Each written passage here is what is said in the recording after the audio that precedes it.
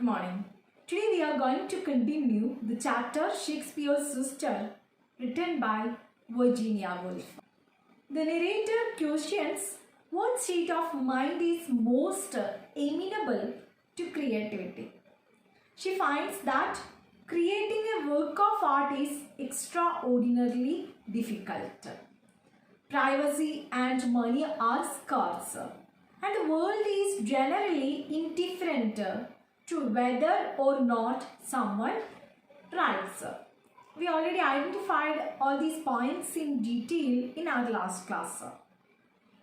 For women in the past, the conditions were even harsher. The privacy of a private room or vacations are rarity. Moreover, the world was not only indifferent to female writers but all actively opposed their creativity. Over time, the effect on budding female writer is very detrimental. So, if you please take the page number 13 in your textbook. First paragraph in page number 13. We already understood women writers faced a lot of problems. Material circumstances were against to express their creativity. Not only the writers but also painters and actresses, they also faced the same problem in their life. They couldn't express their talent. They were also discouraged. They were also controlled by men.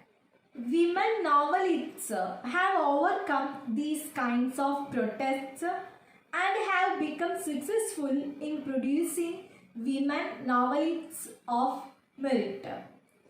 The woman composer and woman painter stands where the actress stood in the time of Shakespeare. A woman composing is like a dog walking on his hind legs. History repeats itself. I already told you, women painters and actresses also faced the same struggle in their lives.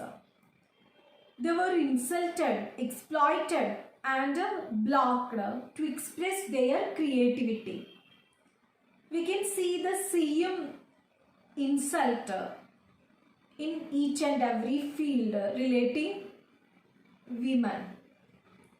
A woman composing is like a dog walking on his hind legs. I think all of you remembered well when Judith Shakespeare approaches a theatre manager, he also insulted her by telling that, are you going to do the poodle's dance? Like that, woman composing is like a dog walking on his hind legs. History always repeats the same.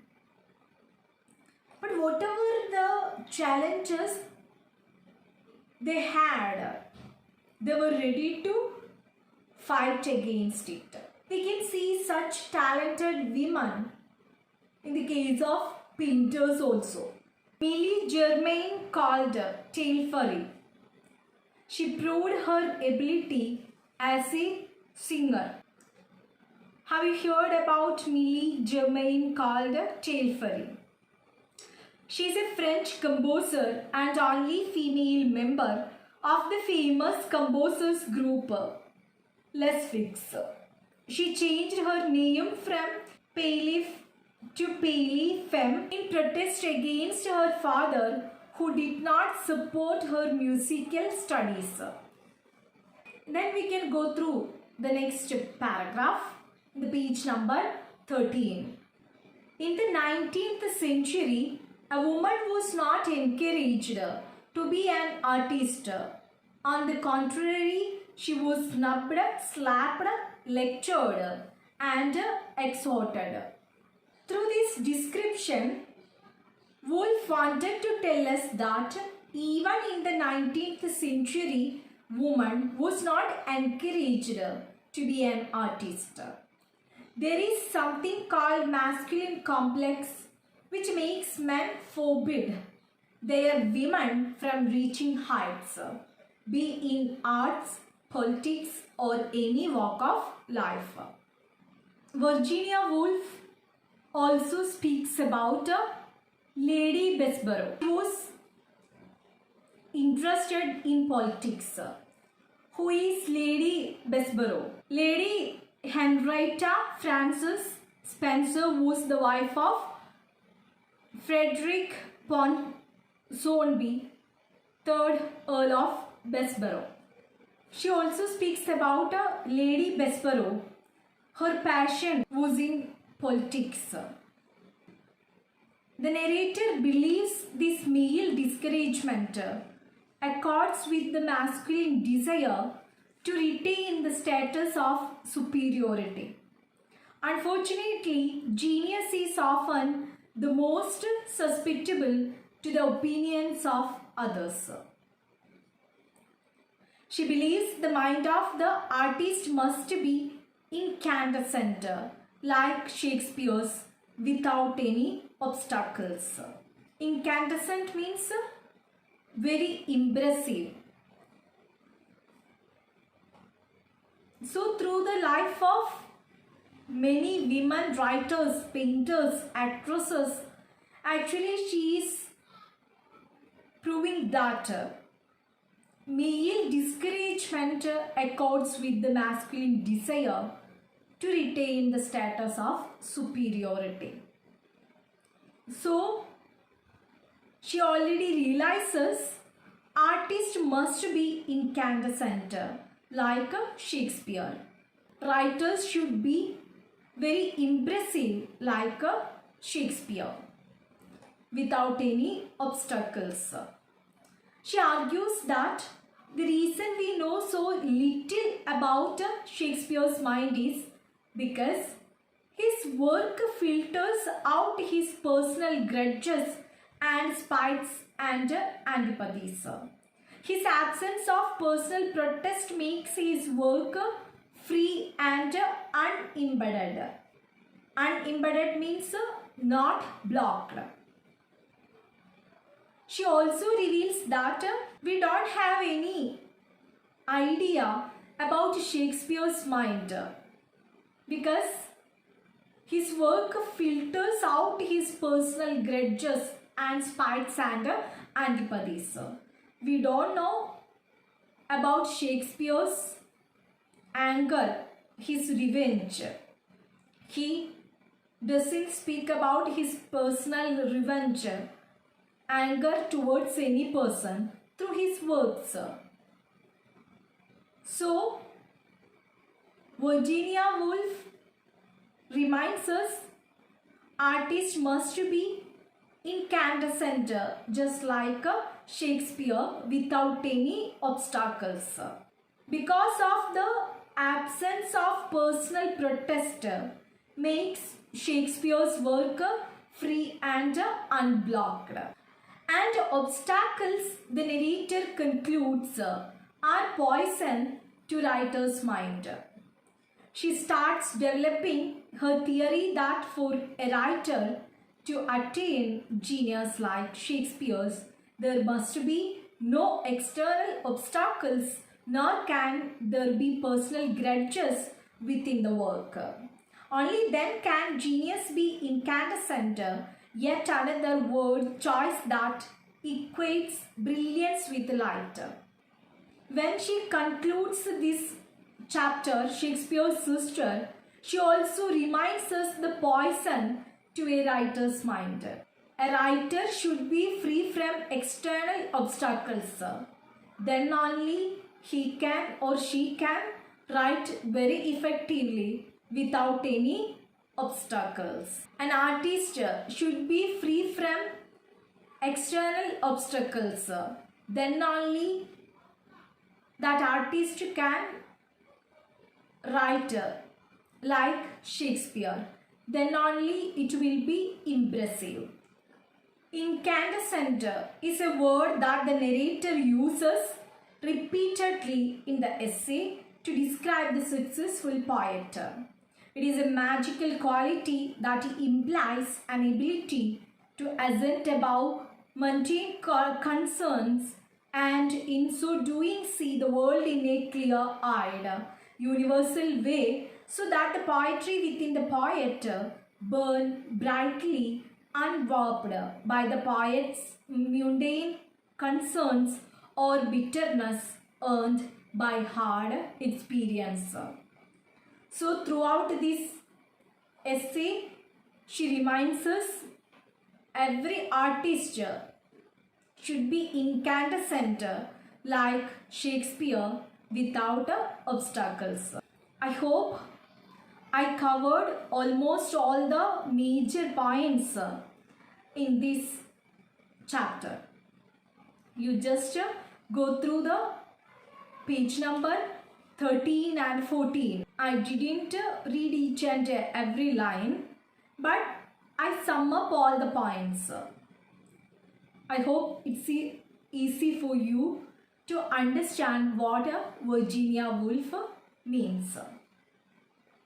Then we are going to discuss the question answers relating this chapter. Name the sister of Shakespeare created in an imaginative world by Virginia Woolf. Judith Shakespeare. From which book the extract Shakespeare's sister was taken? A Room of One Son. Which book did Virginia Woolf take out to find out the position of women in the history of Elizabethan England? Professor Trevelyan's History of England. What is Elephant and Castle? A major road intersection in South London. I think all of you remembered well, Judith Shakespeare was buried in Elephant and Castle. Dash was the pen name under which Charlotte Bronte wrote Jane Eyre. Have you remembered the pen name? Currer Bell. George Eliot was the pen name of Dash the English novelist. Mary Ann Evans. Who was George Sand? George Sand was the pseudonym of Amandine Lucy Dupin, who later became Baroness Dudevant, was a French novelist and memoirist. Who was Thomas Carlyle? He was a Scottish essayist, philosopher and historian. Dash was a French writer who shot to fame with his first novel, Madame Bovary. Gustave Flaubert. Who was Dean Inch? William Ralph Inch was an English author, Anglican priest and professor of divinity at Cambridge. Who was Lady Bessborough? Lady Henrietta Frances Spencer was the wife of Frederick Ponsonby, the third Earl of Bessborough. Who is Judith Shakespeare? Judith Shakespeare is a sister of Shakespeare, created in an imaginative world by Virginia Woolf. What does history say about the position of women? Wife beating was recognized right of man, and it was practiced by the poor as well as the wealthy. The daughter who refused to marry the person of the parents' choice could be locked up and beaten by the parents. How does Virginia Woolf show that history repeats itself? Through the example of women who tried to compose music. Virginia Woolf says that the woman composer stands where the actress stood in the time of Shakespeare. Madame Germaine Tailleferry did not get any support from the father in her musical studies. People regarded as a woman's composing is like a dog's walking on his hind legs, and therefore they don't encourage a woman's musical skill. What does Virginia Woolf analyze in the beginning of her essay, Shakespeare's Sister? Virginia Woolf analyzes the condition of women in the Elizabethan era. What does Virginia Woolf remark about the Elizabethan era? Why? Virginia Woolf remarks that Elizabethan era is the golden age of English literature because it had many male poets, sonneteers, playwrights and prose writers. What effect does Virginia Woolf find out about the Elizabethan era? Virginia Woolf finds out the Elizabethan era, the golden age of English literature, had not produced even one female writer, at least for namesake. Why did Virginia Woolf take out Professor Trevelyan's History of England? Virginia Woolf noticed that the Elizabethan era, the golden age of English literature, had not produced even one female writer, at least for namesake. So she thought of analyzing the history of women who lived in that era and took out Professor Trevelyan's History of England to find out the position of women in the history of Elizabethan England. What did Virginia Woolf find out about the position of women in Elizabethan England, where she referred Professor Trevelyan's History of England? Wife beating was the recognized right of man, and it was practiced by the poor as well as the wealthy. The daughter who refused to marry the person of the parents' choice could be locked up and beaten by the parents. Marriage was not the outcome of love between two persons, but something to uphold the family's honor. Child marriages also were common. Write a few women characters of Elizabethan literature mentioned by Virginia Woolf. Antigone, Cleopatra, Lady Macbeth, Desdemona. What contrast does Virginia Woolf point out about women in fiction and real life of Elizabethan period? The woman dominates the lives of kings and conquerors in fiction, but in real life she was a mere slave. Some of the most inspired words and profound thoughts in literature fall from their lips, but in real life she was the property of her husband. What remark did a bishop make about women? The bishop remarked that it was impossible for any woman, past, present or future, to have the genius of Shakespeare. What does Woolf find out about the state of women in the Elizabethan era? The women in Elizabethan era had no money and they were married off at an early age itself. Why does Woolf create a sister to Shakespeare in an imaginative world? Woolf wishes to highlight the gender discrimination prevailed in the Elizabethan period. She thinks that Shakespeare's sister would not get the same encouragement and support from her parents and the public what Shakespeare had received. What was wrong in the attitude of the parents of Judith? Judith's parents did not send her to school and therefore she did not learn anything. They told her to mend the stockings or mind the stew in the kitchen. They did not encourage their daughters' talents. Why do the women writers write under male pseudonym? Chastity is very important in women's life and it is not at all easy for them to escape from such a conviction. That is why they write under male pseudonym. What is Woolf's opinion about the anonymous ballads and the folk songs? According to Woolf, the anonymous ballad and the folk songs might have been written by a woman.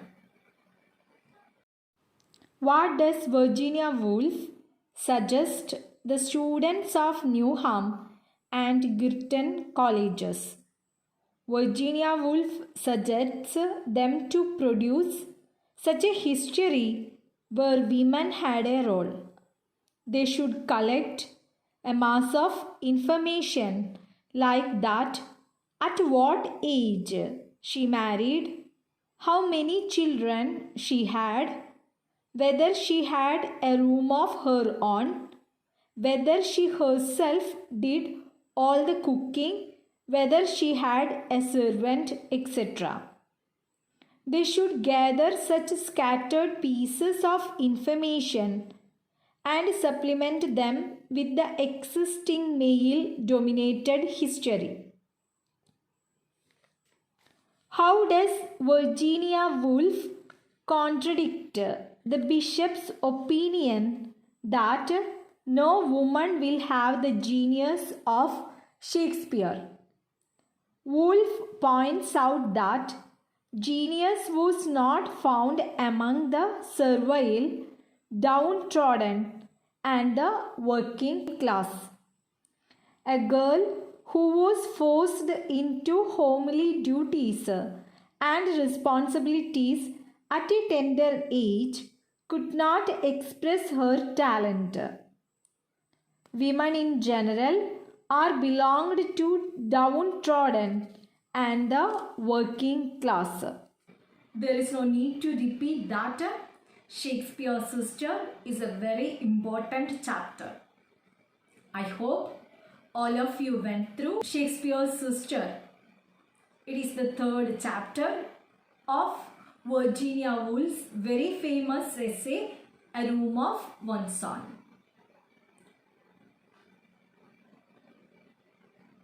Please go through the textbook well. We will start a new chapter in our next class. Thank you.